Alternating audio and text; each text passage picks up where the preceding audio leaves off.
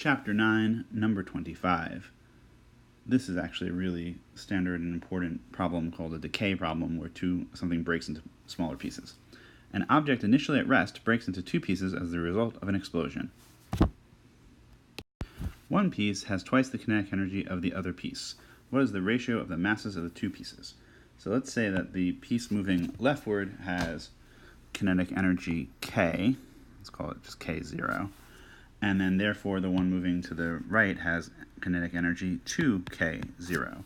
And it seems like we're really out of some trouble here because we have no idea of the masses and so on, we have no idea of the velocities, but we can actually go pretty far by remembering, all right, if we say that this is attached to having some speed v1, and this has some speed v2, well, we know that K0 is 1/2 m1 v1 squared, and of course we would have k of 2, which is 2k0, right, is also 1/2 m2 v2 squared. So we know, putting these two things together, we know that twice 1/2 m1 v1 squared equals 1/2 m2 v2 squared. That doesn't look like that helps us all that much, but we also know that the initial momentum here is 0, and the final momentum here is m1 times minus v1 plus m2 times v2. And because the explosion is internal, all right, whatever it is, it happens inside, assuming we can neglect things like the escape gases and so on, it came from these two pieces, everything's internal, so the momentum is conserved. That P0 equals Pf, or 0 equals m1 times minus v1 plus m2 times v2, which allows me to say that that m2 v2 equals m1 v1. They have the same size momentum, but it's in opposite directions, so that we cancel out. Alright, so getting rid of all the earlier stuff, this is what we have here. We've now gotten to these two relations. This lets me say that v2 is m1 over m2 times v1, and I like that because that is what we're looking for, the ratio of the masses. So I can now put that into here, and we have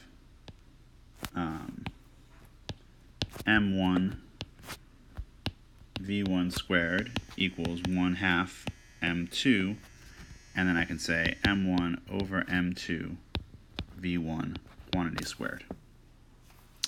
So m1 v1 squared equals 1/2 m2 m1 squared over m2 squared v1 squared. And then we start seeing some happiness happen because, for instance, we can get rid of we can get rid of the whole v1s because they're on the same both sides. And then we can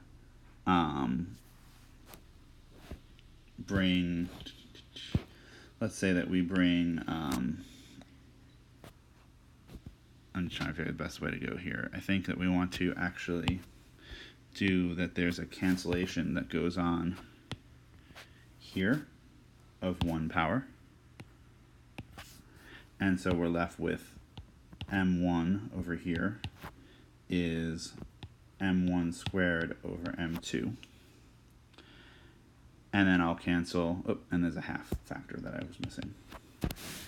And then I will cancel one of the m1s and bring the 2 over the other side. So I have 2 equals m1 over m2, and that's what I was looking for. So the lower, to sort of put this up here, the lower kinetic energy object has the greater mass. It's twice as massive as the other. All right.